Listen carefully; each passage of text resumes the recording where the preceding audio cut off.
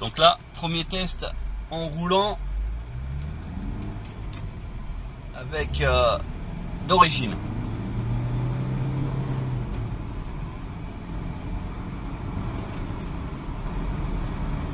Alors c'est hyper creux, inférieur à 2500 tours, voire même 3000. Je trouve que c'est hyper creux.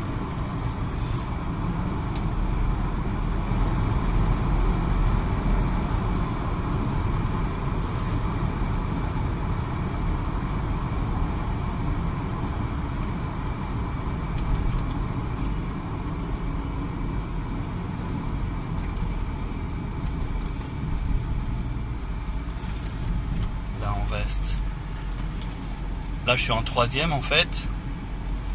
On essaye de voir si ça a de la reprise. Donc là je suis pied à dedans.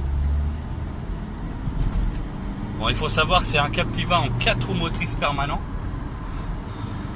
Donc il n'est pas favorisé par le poids. Et je le trouve vraiment très très creux pour un 150 bourrin. Je le trouve vraiment très très creux. Niveau conso, donc le client nous informe qu'il est plutôt entre les 11 et 12 litres.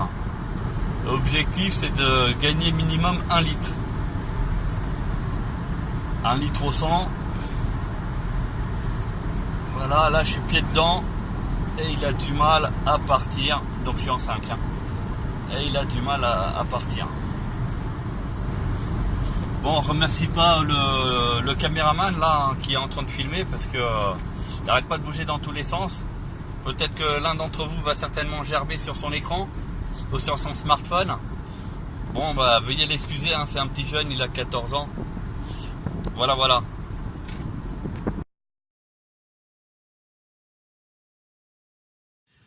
Bonjour pour Basvel Autoservice, donc la reprogrammation du véhicule. Ici on voit qu'on a une consommation de 12 litres de moyenne. Donc là on a fait la reprog, on est à peu près à 190 chevaux. Donc là on va le mettre à 0. Et puis on va essayer de voir quelle est la consommation maintenant du véhicule. Voilà, donc là on y va. Alors ce qui est bien sur le Captiva, c'est que la direction elle est super souple.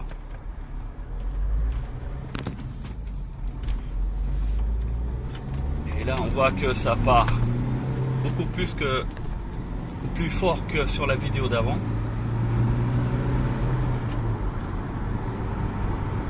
Voilà. Donc on roule doucement là. On va essayer même d'ailleurs de mettre le régulateur de vitesse à 90.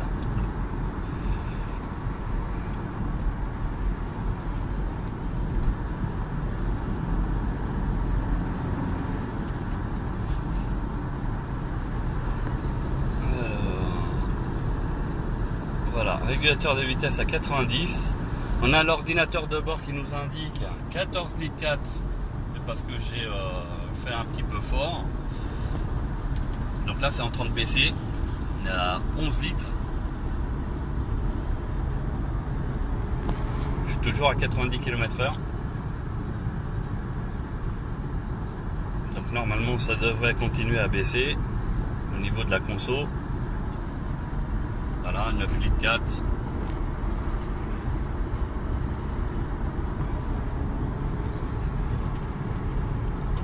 Là, on a un voyant d'huile qui s'allume parce qu'on s'est aperçu que pendant les tests, l'huile qui est dans le moteur n'est pas bonne puisque le moteur est équipé d'un FAP et l'huile qui a été dessus, elle n'est pas prévue pour FAP.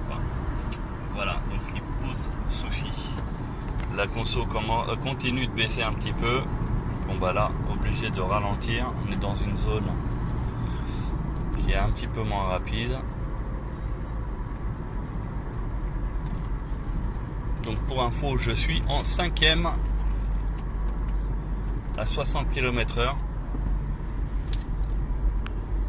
Alors que c'était mission impossible avant la reprogrammation parce que la voiture elle faisait des secousses et elle n'arrivait pas. Et là on fait donc du 60 en 5e sans problème. Alors bien sûr si on appuie Franco, il n'y a pas cette poussée. Parce qu'on est vraiment sous régime, on est à 1500 tours, même pas. Voilà, donc là je descends d'un rapport, je suis en 4e, et là, ça repousse, sans que ça pousse.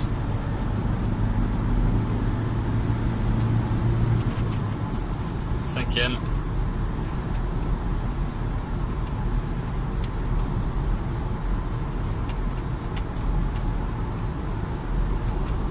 Et là, je vais essayer de faire une accélération. Et là, ça pousse bien.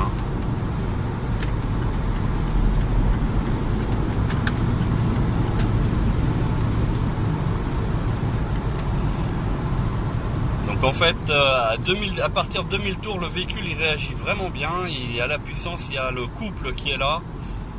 Donc il n'y a vraiment pas de souci. Là d'ailleurs, je vous refais. Donc là, on est stabilisé à peu près à 110. Là, je vais appuyer à fond. Voilà.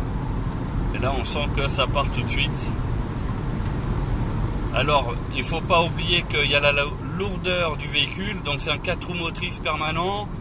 Il y a son poids, donc c'est pas aussi flagrant que sur une Golf 5 ou 6, mais voilà, le couple y est. Enfin, le véhicule marche beaucoup mieux que ce qu'il y avait avant. Il n'y a pas photo.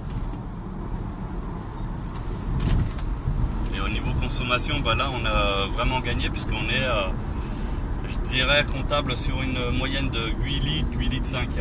Alors qu'avant, on était, vous avez vu, un 12 litres 2. Donc la consommation là elle y est. Sur l'autoroute, donc on va faire le test, on va pousser les rapports. Ça envoie du steak là.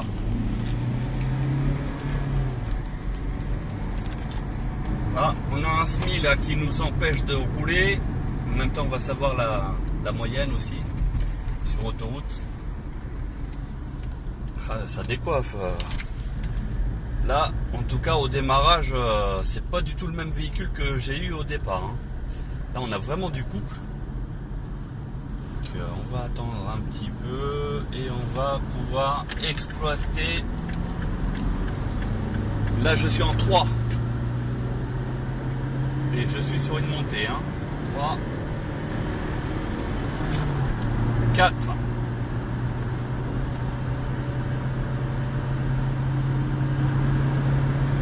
En termes de réaction, ça n'a rien à voir. Je pense qu'on a même changé le moteur. Donc 150 chevaux, on est passé à 190 chevaux. La voiture réagit bien, on est sur une bonne montée. Pour ceux qui connaissent, c'est à l'entrée de l'autoroute en direction de Paris, au niveau de la Ferté-sous-Jouarre, Saint-Jean-les-Deux-Jumeaux. Voilà. J'ai lâché un peu l'accélérateur.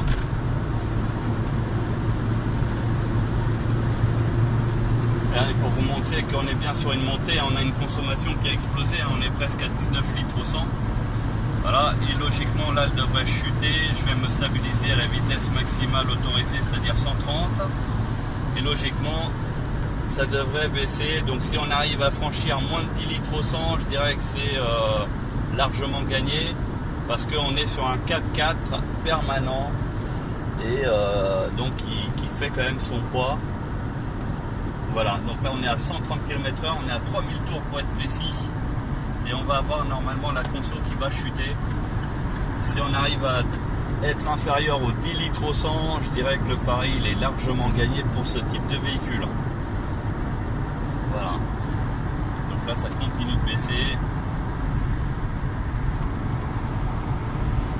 On voit ici.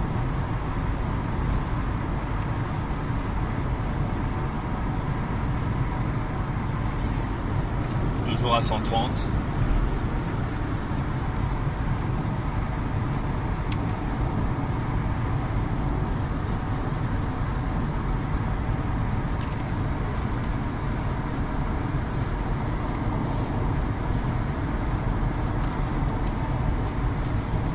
Donc après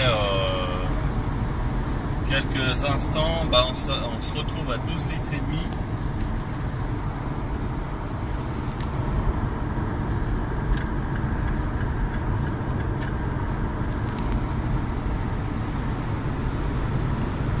Je suis toujours à 130.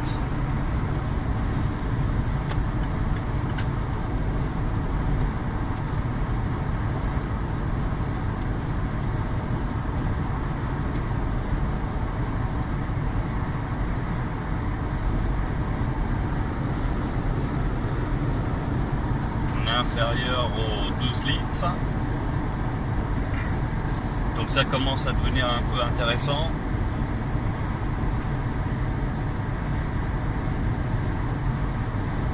Bon, a priori, ça veut dire qu'on va se stabiliser aux alentours des 11 litres.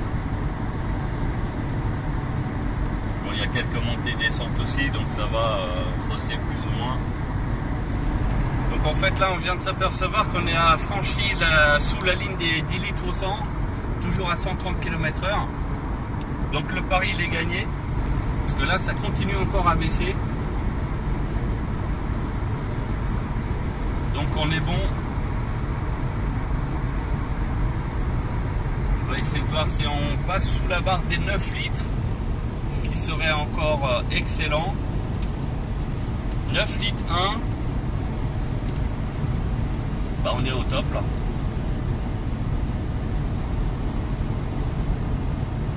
« 9 litres. On va avoir une montée.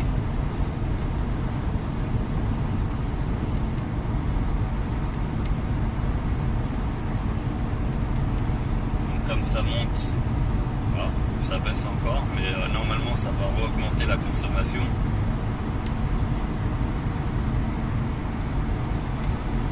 Je vais mettre un coup de gaz parce qu'il y a quelqu'un qui me colle au cul. Voilà. On va la monter le coup de gaz, hein, normalement.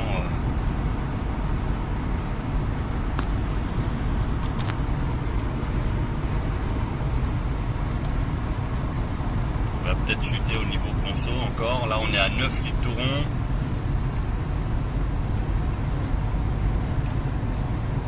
Et bien sûr, celui qui me collait au cul, bah, maintenant, il se met juste devant.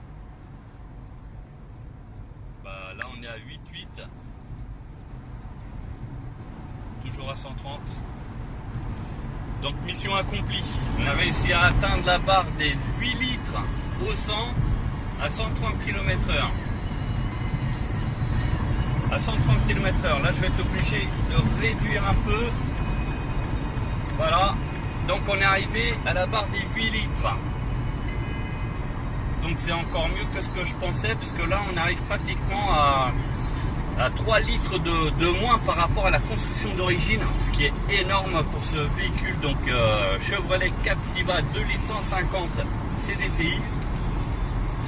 Et bah, d'ailleurs là on est en train de voir qu'on est en train de baisser à 7,9 d'ailleurs. Donc le résultat est vraiment plus que positif.